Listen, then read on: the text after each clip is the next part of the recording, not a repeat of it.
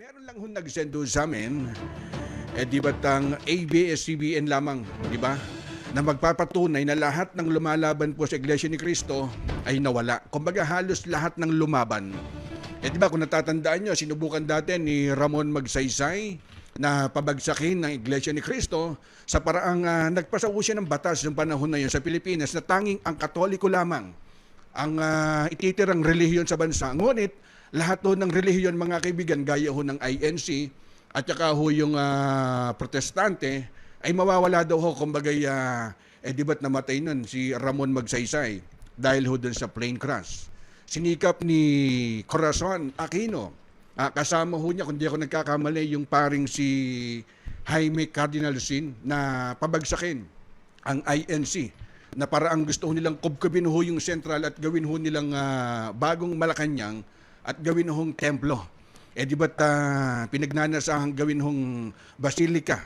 Namatay ho doon si Corazon Aquino sa sakit na colon cancer, kung natatandaan nyo.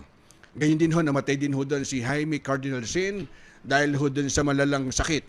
Habang papauwi naman ho, galing ho sa taping, di ba't may nagpost ho na isang director, hindi ko lang ho ma-recall kung sinong director ho yun, ayun, si Wen Deramas. Di ba nagpost ho siya sa social media na may halong panlalait, kumbaga kinukutya ho niya laban ho dun sa INC, kaya sinananaginip daw ho siya kagabi na yung kanya napanaginipan, mga kaibigan, ay umulan daw ho ng dinuguan at nagtakbuhan, di ba, yung mga kapatid ho na iglesia, at namatay ho doon si Wen Deramas, adon ho sa sakit ho sa puso.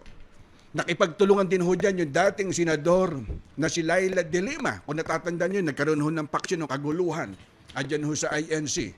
Nakipagtulungan ho doon si Laila de Lima sa mga natiwalag ho na INC para ho pabagsakin yung pamamahala ng INC o yung Iglesia ni Cristo at ipinakulong ho ito, di ba? Ngunit doon ho sa kasamaang palad, si Laila de Lima po yung nakulong, di ba? Sa layuning pabagsakin po ang Iglesia ni Cristo, gumawa po sila ng katha at saka ho bias ho ng pagbabalita ang ABS-CBN upang mapaniwala ho nila, di ba, ang tao laban ho sa INC. Sa kasamaang palad, nag-shutdown ang ABS-CBN. Alam nyo, marami na hong nagtangka na gumiba ho sa INC. Lahat ho sila hindi ho nanalo. Di ba?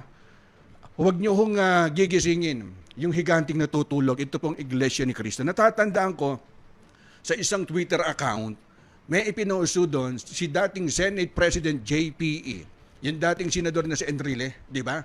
Kung gusto mong gumulo ang buhay mo, guluhin mo ang Iglesia ni Cristo, di ba?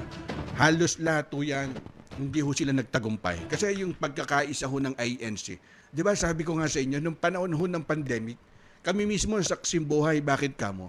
Kumbaga, iginover ho namin yun, nilabas ko sa aking news column, yung linghap sa mamamayan, nagdo-donate ho sila sa mga bawat LGU. Yun po ang misyon ng INC o ng Iglesia ni Cristo. Kaya yung lahat na nagtangka, nagibain, lahat to sila, hindi ho umubra.